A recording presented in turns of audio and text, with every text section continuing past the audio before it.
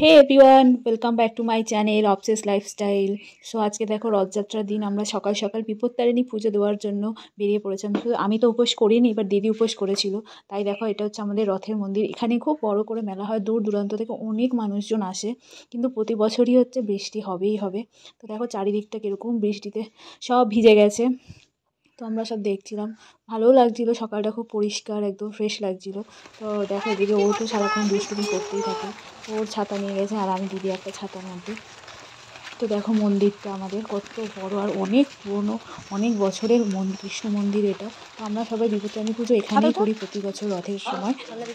তো পুজো চলছিল আর এদিকে দেখো আমি মন্দিরটা কত সুন্দরভাবে নতুন করে রং করেছে, ভালোই লাগছিল।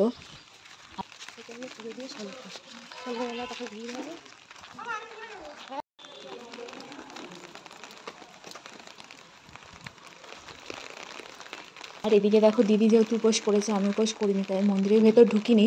তো দিদি পুজো দিচ্ছিল, আমি বাইরে দাঁড়িয়ে দেখছিলাম। আর বাইরেটা আমি খুব সুন্দর করে চারিদিকে ঘুরছিলাম, দেখছিলাম কত সুন্দর লাগছিল পরিবেশটা। আর এদিকে দেখো দিদি পুজো শুরু হয়ে গেছে।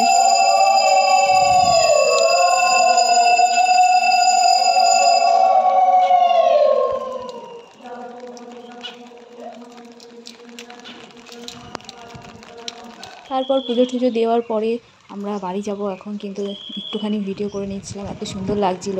সকালে আকাশে বৃষ্টি ভেজা মন্দিরটা এত ভালো লাগছিল, একটু ভিডিও করে নিচ্ছিলাম। তারপর দেখো এবার বাড়ি যাব। তো মেলায় দেখছিলাম যাবো, মেলা বসবে কিনা, আসবো কিনা। কি করে মেলায় আসবি বলতো, এর মধ্যে মেলায় আসবো, লোকজন হবে কিনা জানি না, দোকানপাট খুলবে কিনা। খুবই বৃষ্টি হচ্ছিল সেদিন। তো লাকি খুব যে বিকেলে বৃষ্টি হয়নি, কমে গিয়েছিল। আর এদিকে দেখো আমাদের পাড়ার মন্দিরেও দিদি পুজো দিয়েছে। আর এদিকে দেখো ঘন্টা বাজাচ্ছে। আমাকে ভালোই লাগে দুষ্টুমি করতে, আর আমি বলছিলাম ভালো করে প্রণাম কর।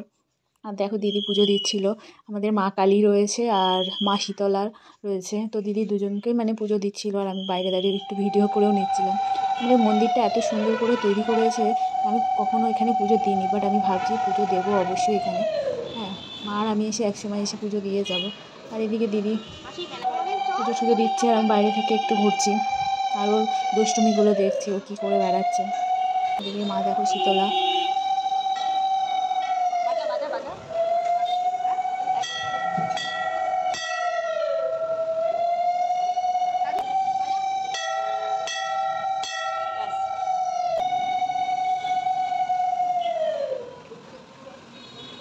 তো পুজো টুজো দেওয়ার পর আমি ওকে বললাম কি রে তুই প্রণাম করবি না? তো ও দেখো প্রণাম করতে বসে পড়েছে। আমি যে ভালো করে ভগবানের কাছে চা তোর মাথাটা যেন ঠিক করে, বেশি দুষ্টুমি না করে। আর এইদিকে দেখো মন্দিরের সামনে কি সুন্দর মানে গাছে টব রেখেছে। আমার খুবই ভালো লাগে এরকম, মানে ব্যালকনিতে কি সুন্দর টবগুলো রেখেছে, ভালোই লাগছিল। আর এইদিকে দেখো দিদি নেমে আসছে মন্দির থেকে, আর আমাদের মন্দিরটা কত সুন্দর। ভিডিওটি ভালো লাগলে অবশ্যই লাইক কমেন্ট সাবস্ক্রাইব করো, আর অবশ্যই আরও ভিডিও দেখার জন্য ওয়েট করো। Thank you for watching.